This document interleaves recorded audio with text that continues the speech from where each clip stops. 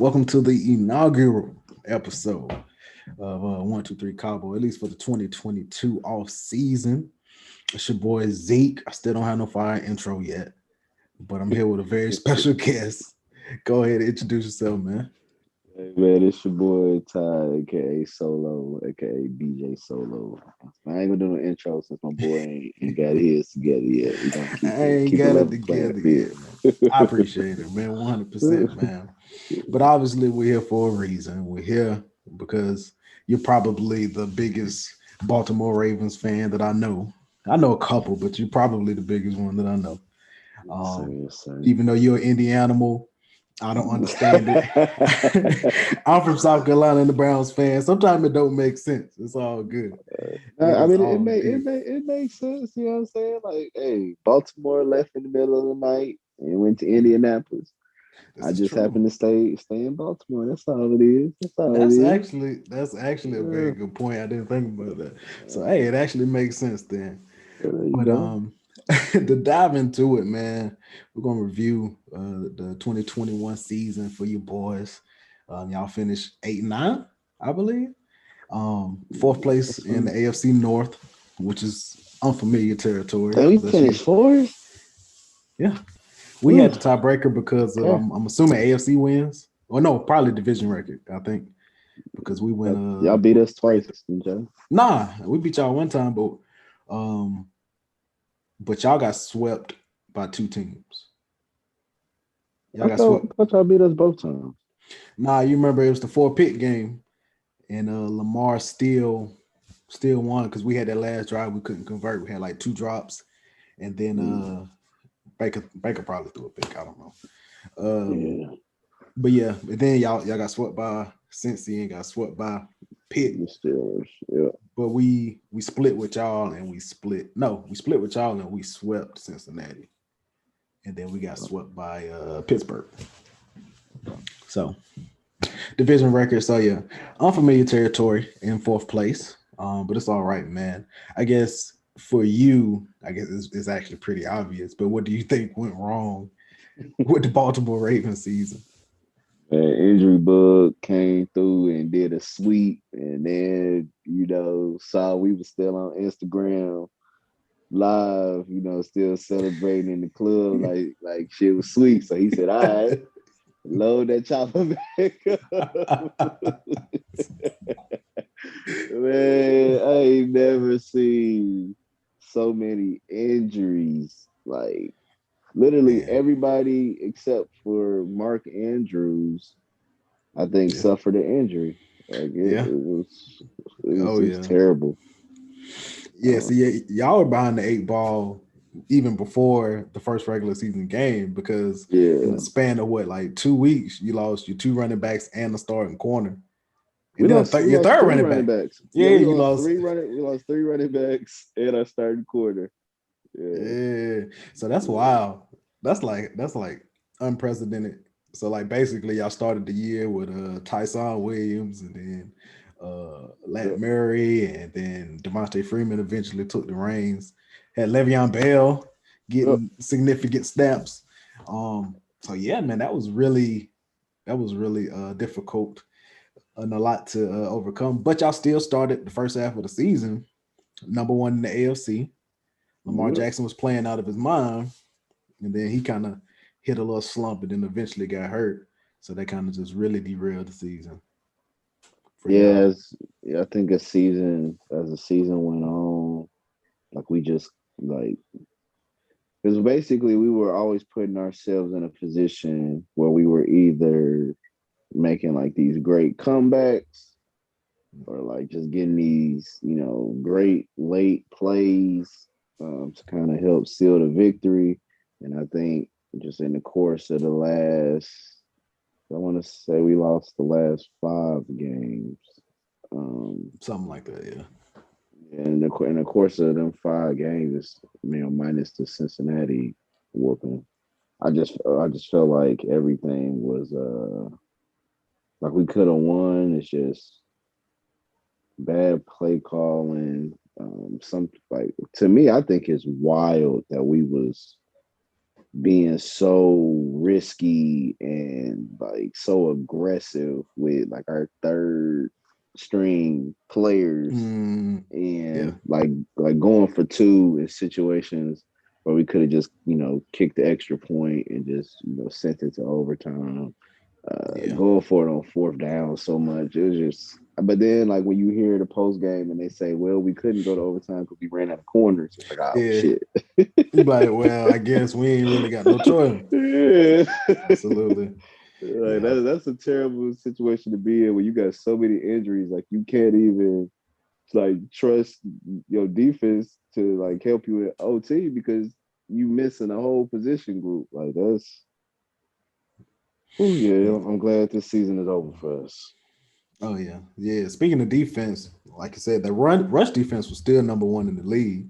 Still stout, even with the injuries with Brandon Williams and Calais Campbell being not the lineup and Patrick Queen sometimes there, sometimes not.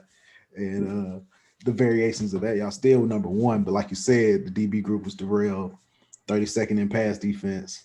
Like when once Marlon Humphrey went out, it was like, bro, I mean, Yeah. it because I remember the whole season, I was like, man, Marlon Humphrey holding in strong, man. He's doing a good job. But then I think with the Pittsburgh game, it was like, bro, it's horrible. Um, Yeah. My when Marcus Peters went down, I mm, was like, that's a big loss because Marlon Humphrey, like, he's known for thriving off like fumble, like stripping folks, but like Marcus Peters is just that ball hawk and that playmaker that like every team just kind of needs. I just like, I mean, I like him because like he's very ball hawkish. He takes risks, but he doesn't get burnt like Trayvon Diggs. So isn't his name like a nickname like Juice Man or yeah, something like that? Like he really, MP the Juice Man. yeah, like he really provides the juice to that defense. Like the Yeah, attitude, the grit. yeah, He gonna get up in your face. He gonna talk mess, and like you said, ball hawk doesn't get burned as often as a Trayvon Diggs. Uh, And yeah, he's like a perfect complement to Marlon Humphrey because Marlon yeah. Humphrey is a little more physical. He gets a lot of the strips and stuff too, and he can kind of move inside, outside, slot, wide, and then you got the other side of the field is pretty much like Marcus Peters' playground, I guess. So really good combination, man. So looking to you guys, I had targeted areas of need, um, offensive line, which was kind of up and down. Offensive line, which was up and down, especially big Alejandro at tackle, who been getting murdered in he's that division done. for He's like the done. last 5 years in Pittsburgh. And then pass rusher, because I feel like that pass rush really hasn't been as notable as it's been before. And I know, like generally you guys blitz a lot, but still, like on the edges, you always were pretty strong just with your stand up rush ends, or No, outside but we linebackers, whatever you want to call that's why we blitz a lot because we can't just send three them. linemen and get any pass rush. That's literally the main reason we blitz like Do so they much. do they count like the stand up edges as a blitz? Because like generally you have like a nose, and then you have like two head up fives or shaded in the four eyes or whatever you want to call it, and then you have like the two outside edges. So you most of the time you going 5-on-5 anyway, or maybe four. You drop one of them edge rushers back. I don't know with the three Yeah, four I think they do count them. Well, because what did they count? What did they count Judon as this year? Was he outside linebacker. okay? I think they always counted him as a edge rusher Yeah, when he was in B more. that's kind of been the new that term's kind of come to fruition the last couple of years. Edge rusher. I think he was classified as an edge rusher in B more. So yeah, we usually them edge rushers. That's usually who we send every time. Like y'all they Yeah, either gonna yeah, set the yeah, edge or they just going to go get the quarterback. But yeah, it's we can't because Brandon Williams isn't a good pass rusher. yeah. Mhm. Calais, he's obviously older, so he's Yeah, not not the anymore. same. Yeah, he's not the same person he was. And then Derek Wolf was hurt for most of the year. Hmm. What's the name is gonna be promising though. I can't say his last name. Is it like Uh, a debt? I can't say. I'm about to screw it yeah, up. it Buddy from start Penn with an State. M. Buddy Yeah, from yeah, Penn yeah, State.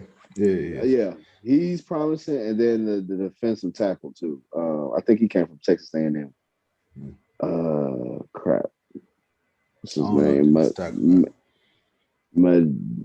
I can't Yeah, y'all pronounce it. got. But Yeah. yeah, he. Hey, what Weber say? Y'all got some names in this one. Stalin again. Charlotte, I got. Angela Yee. DJ Envy, Angela Gee, and Saleh May McGuy. Let me read that part. God damn, girl. Y'all got some names on that one. Charlotte, I got. Angela Yee. Hey, it got so bad. He just started laughing. Like, bro, like we done, dog. But no, but we the good thing is I have complete faith in our GM. I Absolutely. think they're definitely gonna fill a lot of holes in this draft. We definitely need to address the O-line position. We need to address the DB position. Yep. Can always use more wide receivers. I think we're in a good spot for now with wide receivers. I don't want to see us make any early picks on wide receivers. I want to see us make early picks on O-line, pass rushers, and DBs. That's what I want to see the early picks on. That's exactly what I had. I definitely agree with that. I think on the earliest mock draft from Mel Kiper, I think they got y'all getting like the center from Iowa, like Lindenberg, or I can't remember his name completely. So I think y'all got them getting him. I also think if he's there, Jordan Davis on the defensive end, defensive tackle from Georgia, big 6 foot 15, D lineman, solid. Sauce Gardner could be there if y'all really want to go corner there early. Yeah, I think Sauce is I'm pretty much sure he's gonna end up a Raven. He fits the mold. I would be shocked. I would be shocked if they don't get him. Like he's 6'2", he doesn't allow touchdowns. Mm-hmm. Jimmy Smith is old. He's a free agent. Jimmy gone, bro. We looking to fill that spot. So I definitely can see Sauce getting drafted by us. But I don't think I'll be upset if they drafted any of those other guys you mentioned, because Calais, we talked about on the podcast, he was staring at the podium, so he's gone. Brandon Williams, we'll see if he signs back. But he might try to go get some extra money somewhere else. We already gave him a bag once. I don't know if we're gonna give it to him twice. Mm-hmm. So we'll see, man. Yeah, I agree with that all. But yeah, I like Sauce, like you said, Sauce Gardner just kind of feels like a perfect fit, especially if he makes it to, I think y'all got 14, pick 14. If he makes it down there, you'd be like, yeah, you might want to. Corners, DBs are hard to find. I've seen them still there at 14, because I think the first corner is Stingley from LSU, and then after that is Sauce Gardner, and they got Stingley projected like top 5, top 7, and like I said, corners are hard to come by. So yeah, for some reason I see Sauce going like second round. I don't know why. I haven't seen him, at least not yet. Maybe I'm not completely sure. So I guess going over to the free agents that you guys have, it's a pretty decent line. You got Calais Campbell, Brandon Williams, the before mentioned Jimmy Smith, Sammy Watkins, your fullback Pat Ricard, Justin Houston, Pernell McPhee, Deshaun Elliott, Brad Bozeman, and Anthony Averett, just kind of to name a few. From that list, I guess who would you think you would really want back, and who you think you guys would actually get back from those guys? They got that whole list you named. The only person that Baltimore's really gonna put any interest in getting back is honestly they're gonna do their due diligence and just check in with Brandon Williams, see what you feeling.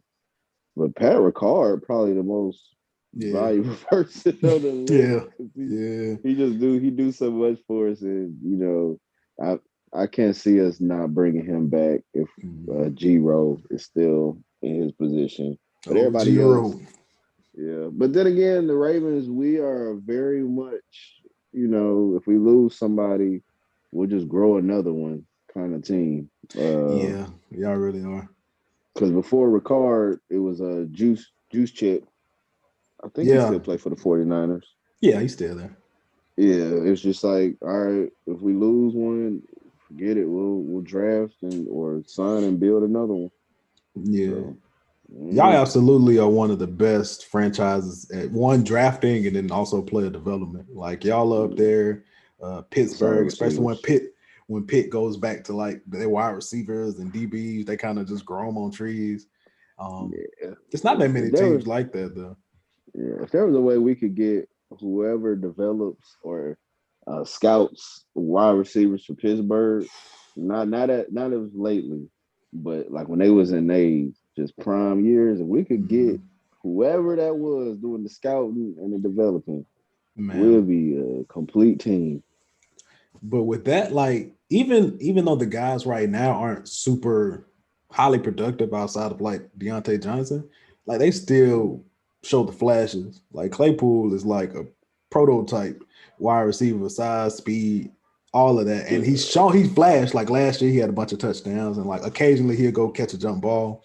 Juju was flashing when he had AB, so we know he's like not a one, but he's showing the flashes of doing it. Because Claypool's rookie year, I was like, God damn it, they didn't found another one. Yeah, because it was like he had like 10 tubs, 11 tubs. I was like, bro, he had like the 4 touchdown game. I was like, man, bro, they really grow them boys on trees every year. And my God. But yeah, who really need them boys is Bill Belichick. That man can't draft a wide receiver to save his life, bro. I'm trying to think the last. It's really just like a really short list of great receivers in New England, but they've always been like great receivers. And they came from elsewhere. Yeah. Like Wes Welker is probably the prime example of that. Randy Moss, Wes Welker. I think maybe Deion Branch was like the only one they drafted that was really good, really productive. Deion Branch, they love some Deion Branch, bro. Deion to come with a Super Bowl, they cut him. Then they get about a couple weeks for the playoffs. Like New England Patriots have signed. Bring them back. Bring them back. And they said, man, it worked before. So that kind of like didn't they do that with like LeGarrette Blount a couple of times? They're like, man, hey, playoffs coming around, it's time to come get some touchdowns. Come on, LeGarrette. The year they beat Atlanta, LeGarrette was going stupid that year, I thought. Or was it the year they beat the Rams? Yeah, I'm not even sure. It was one year when LeGarrette, I want to say he was like top 5 in rushing that year. Yeah, he had like hella rushing. He had a good like 12 to 15 touchdowns at least. Yeah, he came a long way from that Oregon and Boise State game. Yeah. I remember seeing that on TV. Boy, they were just walking next to each other, just chilling. Wow. It came a long way. Man, Bill B said we ain't playing it around here, cuz. Nah, that's facts though. I think I had staying on the free agents. Some free agents I had you guys looking at potentially. Like I said, you need some offensive line help. Maybe like an Eric Fisher, although he stays hurt a lot. Melvin Ingram, who went to Pittsburgh, he felt like he wasn't getting enough playing time, but has been really did a 180 in Kansas City, coming off the edge, being very disruptive, wearing number 24, which doesn't look right on a big body dude. And then somebody maybe like a Jamie Collins, who's kind of been in and out, but like is productive when he plays. And this last tackle, I didn't really I wrote him down and I thought about like him in all these Super Bowls, Mike Rimmers, and I was like, nah. I don't even know who that is. What you said? Mike Rimmers. He was the tackle last year for Kansas City. So that tells you enough. And then Yeah, he got also that was the ass beat. tackle for Carolina when they played Denver. So Von Miller went crazy in the Super Bowl. Because like he's given up like 5-6 sacks in 2 Super Bowl games, bro. So I wrote him down. And I was like, maybe that goes somewhere else. That ain't really the guy that you We want. gonna draft him. We gonna draft him. Oh yeah, for sure. And then I know we kind of touched on wide receiver. Um, y'all are missing like that big body receiver, and we kind of been talking about that for a couple years now. Like a big body receiver that can win on the outside, that Lamar can just kind of throw it up to and potentially give him the ball. He looked horrible this year, but like Allen Robinson, and then y'all like aging wide receivers, so AJ Green, some potential kind of big body receivers that shouldn't cost all that much. You guys got like 16 million in cap space, but that's before like the cap casualties and all those guys that start rolling in. So potential big body receivers, I think you guys can get an upgrade there to pair with Hollywood, who had a really good year, and Bateman, my boy. I feel like he catches everything. Yeah, this the year that we pretty much gotta extend Lamar. This the fifth Oh season, right? yeah. This is Yeah, season 5. we gotta. They probably gonna spend all that money on him, honestly. Forgot about that. But like the way that I think that'll probably end up since he has his 5th year option, so he's playing on that, and I think that's like $18 million or something like that. Nothing crazy. And I really don't know how that works against the cap. I don't know Yeah. how that does, but it's not like a ridiculous amount of money. I think it'll kick in like next year, all the money that he'll be making, and then you can put some of that into the signing bonus, and then it all counts differently. Uh, but yeah, he should absolutely get paid. Do you think he's going to be in that Josh Allen range? What he got, Gonna like get a check. 40, 45, something like that? He gonna get a check. I think he gonna end up being the second highest paid quarterback in the league. He gonna get a Yeah. bag. I Oh yeah. definitely see him. He ain't gonna get that Mahomes money, but he gonna get a bag. Nah. Yeah, he absolutely deserves it though, because they kind of I heard it a lot earlier this season that like when you talk about the quarterback position, or just really the quarterback position, and you think about quarterbacks that really uplifts the whole team, and it's kind of like if you take them out, everything else just kind of crumbles: offense, defense, Mm, special teams. It seems like he's kind of at the top of that list, like mm, him, maybe like an Aaron Rodgers. They're like 100% like that guy. And then especially with Lamar, because he's an engine in the run game as well as obviously the passing game as the quarterback. That even though Tyler Huntley played well, he wasn't really winning. Like y'all were in games, but like Lamar's could kind of consistently been winning those games, especially earlier this season. yeah, I agree. They gonna give him the bag, like because the hardest thing to find in the NFL is a quarterback. So Tell yeah, me about they it. Tell me they gonna about it. they gonna give him the bag, man. It's nobody like Lamar Jackson in the NFL, so they gonna give him. I mean, you got Kyler Murray. It's He's still different not though, Lamar. man. It's Yeah. different. Yeah. So they better give him the bag. If they don't, I might have to pull a Vic. I ain't gonna hold you. Lamar Jackson end up in another jersey. I might have to pull a Vic. You like, who is y'all? Y'all. It's all of y'all. Hey, Y'all. bro. Hey, he disclaimed them boys. It's been a good 2 years at this point, bro. He's so over No. them. Hey, no, for real. If I'm a Falcons fan and I'm watching that Falcons in the Wiggly game, oh, I'm turning in my resignation as that night, bro. 28-3 at the end of the third bro, quarter. Oh no, my bro. resignation letter is getting sent that night. Man, those Mm-mm. Snapchat stories that night were so lit. 28-3. Everybody at the Super Bowl party turned up. Everybody from Atlanta. Everybody turned Uh, up, man. And then they keep getting worse and worse. You see less and less snaps on the timeline. You're like, man, where everybody go to? It's overtime. That thing quiet. That thing quiet. Bro, I was about, Snapchat. I was like, my Snapchat working? Hold up, it ain't looking right. Bro, I was living in Georgia at the time, so I was living in Augusta. So I went to a Super Bowl party. Everybody, rooting for the Falcons.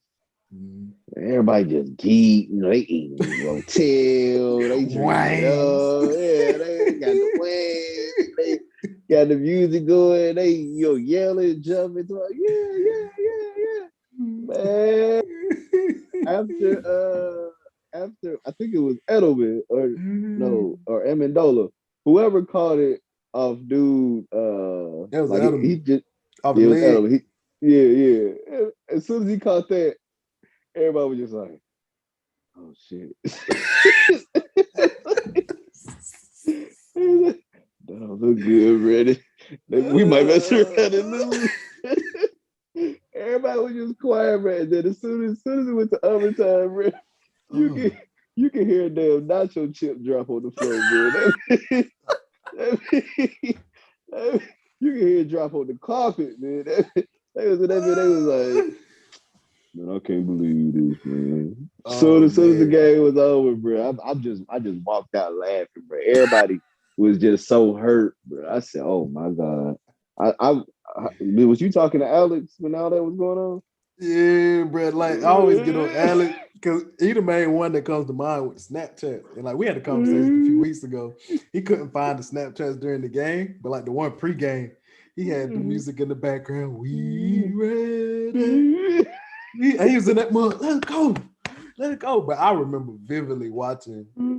He was on somebody's snap, bro. He was like the whole house. Let's go. It's like 21-3. Let's go. Turn up, man. Turn up. 28-3. Let's go down. Want no smoke. I ain't seen anyone after that. Oh my gosh, bro. After that, bro. I have never seen such a poorly coached game. Like the fact that when they went up to 28-3, that they still were not running the ball. Yeah. Like what? I forgot what they said. They only ran the ball like twice in the second half, I think. It was something ridiculous, man. It was like Devontae Freeman eating in the first half, going crazy. Gashing, bro. Second half, that was terrible. I know it's Shanahan's still man. sick. He gotta be. And then he had the lead versus Kansas City and lost that one. Like I've never understood that from like just a fan's perspective when like coaches see something working and then they be like, I'm not gonna do that no more. Yeah. Like makes zero sense. It makes no sense at all. Makes zero sense. You be like, man, we kind of gashing these boys. Maybe we should keep gashing. And I know they'd be like, man, stay aggressive. Yeah, but like that's like really for like them third downs, and maybe if it's like a 4th and 1, that's really like we're gonna stay aggressive, we're gonna stay, and we're not gonna go run into a cloud of dust, 3rd and long. Okay, we're gonna run first down. All right, we got like 5, we might can run again. Okay, we got 3 now, it's 3rd and 2. You can do whatever you want to do. But I've never understood that. It's just weird because you see teams like that do it like when they're up, which makes zero sense because like normally you would see a team change its whole like kind of identity, like and all their strengths when they're like facing adversity. Case in point, the Ravens a couple years against the Titans, we had one drive where the Titans, stuffed the run, and then they turned around and scored a touchdown. And it's only first quarter, and it was like our team just panicked and just said, you know what? We're going to spread for the entire rest of the game. Like all them 3 tight end sets that we was running and shoving, the run game down the defense throat. Like, yeah, we walking away from all that. We about to just send Lamar back here and let him throw 50 passes. Like, Man, coaches do that, bro. And like I've never understood it because it's kind of like you go so far left. Like they panic, like you said, they just really panic in the situation. And that, like I said, that starts with the coach and whoever your coordinators are or whoever's calling the plays. And it's like, bro, calm down. Like that's why you got to respect people like Tennessee who gonna run it regardless. Now even San Francisco, like they was down 17-0 versus the Rams. They're like, we still gonna run it. Keep running it, keep doing what you do. Because like you said, man, unless it's like late second half, Other than that, you Exactly. can, and you still within like shooting range, so it's like 17 or less. You can still get a little bit of running, And that's the thing. We was only down by I think like 6 points. And bro. we stopped running. It made zero sense. Point in case, Christmas Day, Browns versus Packers. We were down. I think we were down 14 or something like that. 14 or like 13, something. It was weird. And I think it was like 3rd and 10. De'Aaron Johnson ran for 30 yards down to the 10-yard line. We eventually scored, get the ball back on the last drive of the game, we run a little bit, boom, boom, get them. And then we passed like 4 straight times. It's like we got 3 timeouts. We need a field goal to win. We got 3 timeouts. We're at like the 40. It's like a minute left. Like, bro, we can run. Like Chubb was gashing. Dearness was gashing. And like gashing the whole game. Because like the first, and like even go back, like the first drive of the game, I think it was run. Chubb got like 15. We did a screen. He got like 30. Ran it again, got another 10. And then eventually we went down and scored. And then I think our next drive, Baker threw a pick. And then it was like maybe 14-7. And then, all right, we about to pass. And then he finished the first half with like 4 carries. We're like, bro, what is – quit panicking, bro. Yeah, y'all do Chubb dirty over there, boy. Go on send to Baltimore. I'm sick of it, bro. I'm sick of it. I've been telling people, man, Chubb that dude, bro. I'd be like, giving them Henry carries and what? We'll never do it, man. And this was the year to do it with Hunt out. Hunt out the majority of the season, but I don't know, man. But the stay on topic, man, I think we did a pretty good job of covering, Baltimore, man. Just a quick recap, man. DB, D-line, really the edge rush. Well, in the middle if you lose Brandon Williams. DB, maybe a big body receiver. Number one priority, signing L. Jack to the big deal. Probably gonna get some range of that Josh Allen money. Well deserved, I believe. Mm-hmm. I know that Huntley played well, but he's not Lamar, man. No, Huntley's gonna get a job elsewhere now. I mean, but he's restricted though, so y'all can put a tender on him. And if y'all put a second round tender on him, the team's gonna be like, I don't know. Like, we gotta give you a second round pick. You know how that goes. No, thank you. No, yeah, y'all just sign them back to that backup money. But yeah, man, I think you guys got the potential to be very good next year. Especially if y'all adjust the offensive line, and then really the rest of it just kind of getting healthy. You get them DBs back, the running backs back. Because the DBs coming back is going to help that pass defense. Running backs coming back. Offense, y'all always been able to run it no matter who you put back there. Because Lamar, from a statistic standpoint, Lamar had, at least from a passing standpoint, he was on his way to his best season outside of his turnovers. And then rushing wise, he was on his way to another 1,000-yard season. So him alone is really the driving force of that run game. But then you get JK back, who I think is going to be a stud. Gus Bus, forever my dog because of fantasy football a couple of years ago. Mark Andrews, more the same, dog. Shout out to you.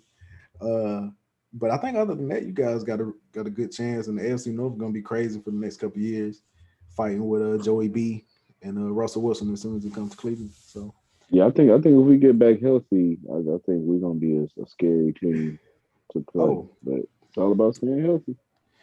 100%, man. Health is wealth, man. But yeah, man, go ahead and sign out and tell them where they can find you at. Hey man, y'all can find me on Twitter at LEL Solo Show. You can find me on Instagram at The Solo Show or DJ Solo Show. That's SOLO Show SHOW.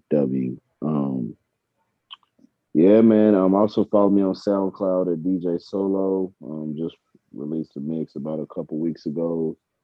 Titled Brown Sugar. It's pretty dope. Check it out. And yeah, man. Yes, sir, man. I appreciate you, man. This your boy Zeke. You know me, man. Catch me on IG, Fatboy Season. Catch me on Twitter, Fatboy Season 1. Same thing on TikTok, Fatboy Season 1. They keep taking down my videos. I don't appreciate that. I've seen way worse than what I'm doing on TikTok, but they keep taking my stuff down, man. Also, the Game 7 podcast, our pod, along with Vic and my boy John. Shout out to him. Game 7 podcast __ on Twitter and IG. We should be doing the spaces real soon with the Free Game Pod, man. Shout out to them. I think you can catch them at the Free Game Pod on Twitter as well. So, man, that's been it, man, on the first video installment of the 2022 1, 2, 3 Cabo, man. Your boy, we out. Yes, sir.